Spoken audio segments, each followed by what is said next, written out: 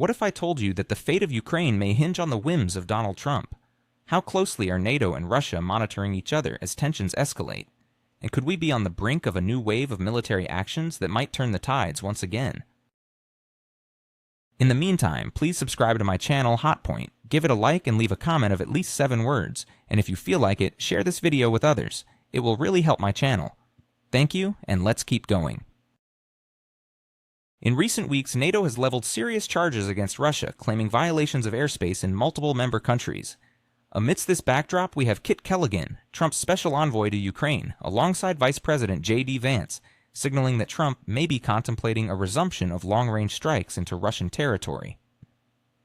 How does this all fit into the current high-stakes game of geopolitics? The situation is anything but straightforward as we witness the unfolding drama in Ukraine. It appears that we are witnessing yet another form of deception, a grand illusion, if you will, and I'm not referring to anything cosmic like Star Trek or Wrath of Khan. Instead, we are talking about a multifaceted charade orchestrated partly by Ukraine and its British allies. This plan is fully backed by NATO and European nations. However, there are several storylines converging simultaneously. One of them suggests that Ukraine might be able to achieve victory on the battlefield. Recently, Ukraine has mobilized its last remaining offensive forces, deploying drones to create a localized counteroffensive situation just north of Pokrovsk, where they have initiated a counterattack.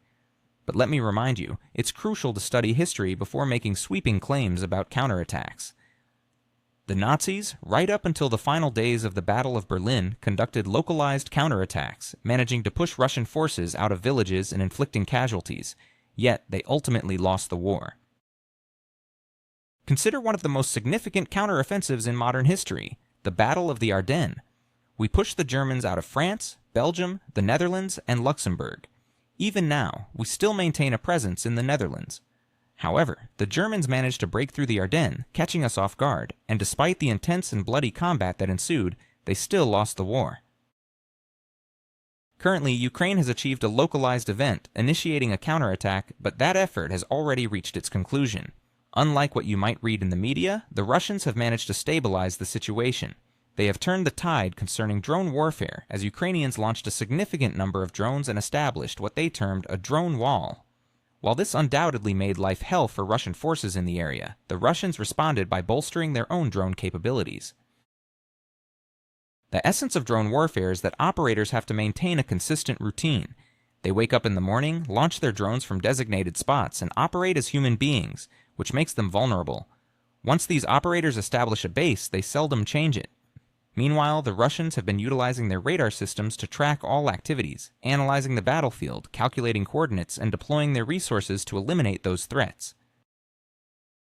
Today, being a Ukrainian drone operator on the northern Pokrovsk front is arguably one of the most dangerous jobs in the world, as casualties are mounting daily. The Russians are systematically destroying these operators, re-establishing their dominance in drone warfare on this front. They will push the Ukrainians back, inflicting heavy losses, similar to what occurred in Kursk and beyond. But what was supposed to happen in this complex theater? Ukrainians were meant to meet with Trump during the General Assembly, showcasing their supposed victory. Look at us, we are winning, we can do this. Trump was expected to respond positively, pledging continued support. However, behind the scenes, they orchestrated these fake drone attacks. Ukrainians repurposed Russian decoy drones, sending them into Poland, prompting the Poles to fire missiles at their own villages. Meanwhile, the situation in Denmark with drones flying around is also part of this elaborate Ukrainian ruse. What you see is Ukraine tying this all together with the shadowy world of maritime operations, particularly involving Russian oil tankers. The narrative is clear. We must put an end to this, as these shadow vessels navigate near Denmark, launching drones that serve as parent ships. Then there is Trump, who seems to suggest that if what Zelensky is saying is accurate, it reflects a profound immaturity. Zelensky claims that the Russians are planning this or that, but is that truly what Trump thinks? This exchange highlights a lack of seriousness in the dialogue that is presently occurring. Trump advises everyone to revert to the borders of 1991, indicating that Ukraine is somehow winning the battle. Yet isn't it odd that he praises Zelensky and the Ukrainian forces, while also withholding crucial military aid? The reality is that NATO weapon contracts are at an all-time low priority, as all American weapons must be designated for domestic use, with China and other interests taking precedence, so you might not see any substantial military aid until 2027, 2028, or even 2029. Meanwhile, Trump expresses admiration for the Ukrainian forces, urging them to push forward. What do you need? Tomahawks, long-range strikes? He asks. Trump understands the implications. Points. Winning a war will require striking deep into Russian territory. The British have echoed this sentiment, given that Ukrainian forces previously launched British drones into Russia. Good luck with that, he seems to say, while all the while the stakes are incredibly high. Remember, this is Donald Trump we're talking about, the same man who, back in December of the previous year, was fully aware that support for long-range strikes would likely lead to nuclear confrontation with Russia. Yet he built his campaign around a promise to avoid such a catastrophic outcome. Trump made it clear, American weaponry cannot be deployed in that manner, nor can missiles be used to their full extent. The Tomahawk missiles we possess are reserved for our British allies, not available for general sale. It raises a troubling question. Who wants a medium-range missile with a nuclear capability that could destabilize the global order? Ukraine might want to strike Moscow with such weaponry, but the complications run deep.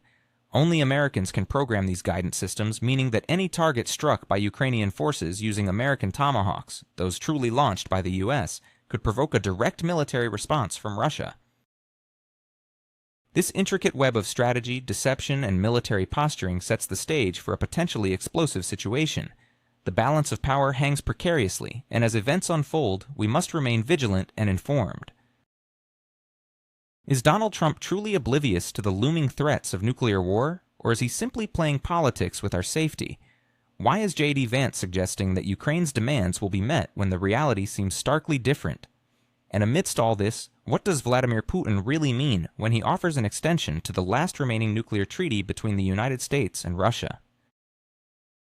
The stakes are higher than ever, and let's break it down. The notion of the United States deploying advanced weaponry, such as the Tomahawk missiles, to Ukraine is simply off the table. The idea is not just far-fetched, it's a pipe dream. From my perspective, it's important to recognize that neither Donald Trump nor J.D. Vance has stated any intention to send such weaponry to Ukraine.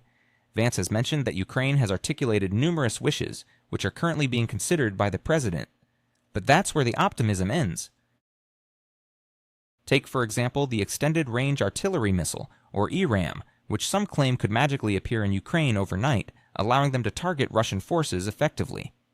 In reality, the only contract currently in play is a $34 million deal for the production of just one prototype, expected to be completed next month.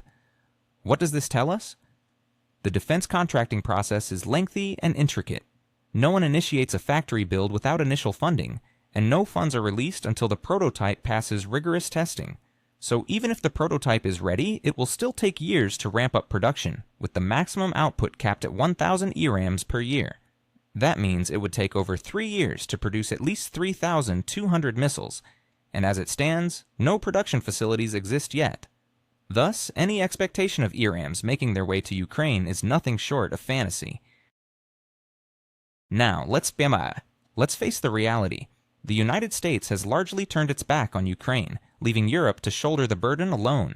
As Europe's foreign policy chief, Ms. Callas, has pointed out, they simply do not have the funds or resources to manage the situation effectively. This is the deception at play right now. It's essential to grasp how the narrative is being spun.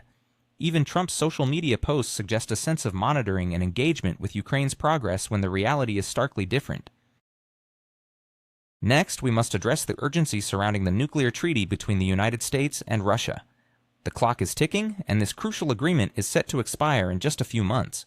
President Putin has thrown out a lifeline, suggesting a 1-year extension for negotiations. But does the U.S. seem concerned?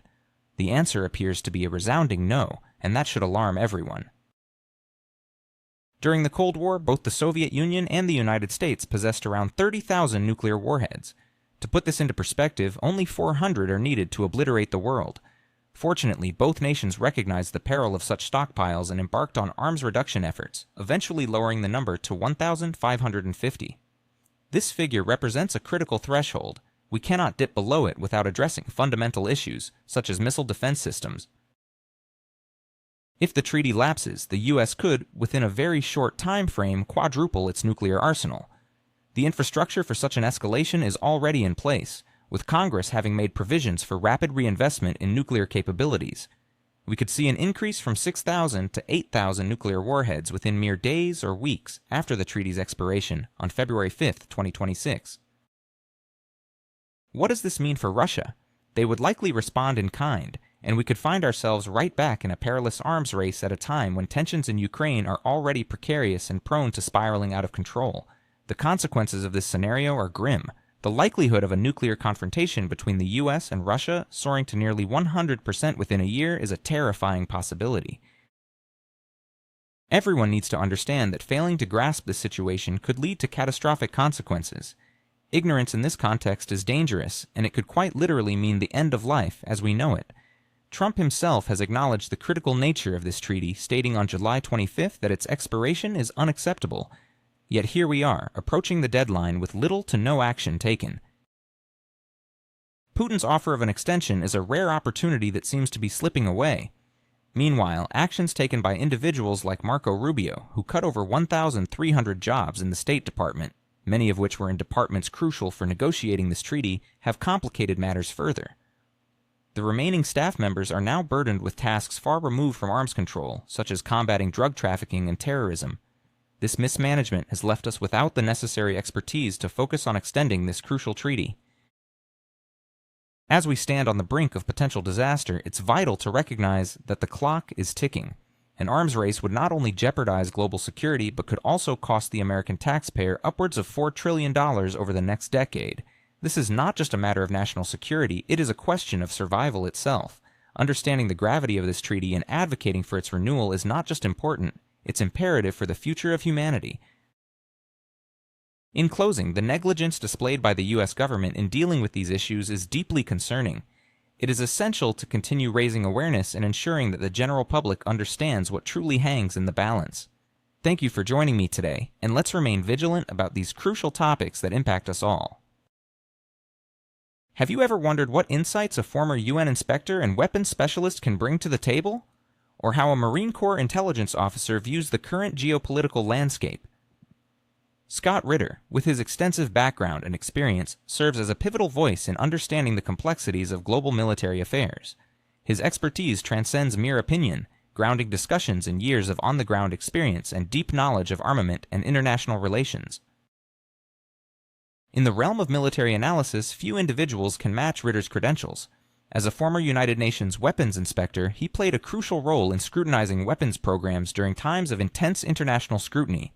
His detailed assessments not only informed policy decisions but also shaped public understanding of global security threats.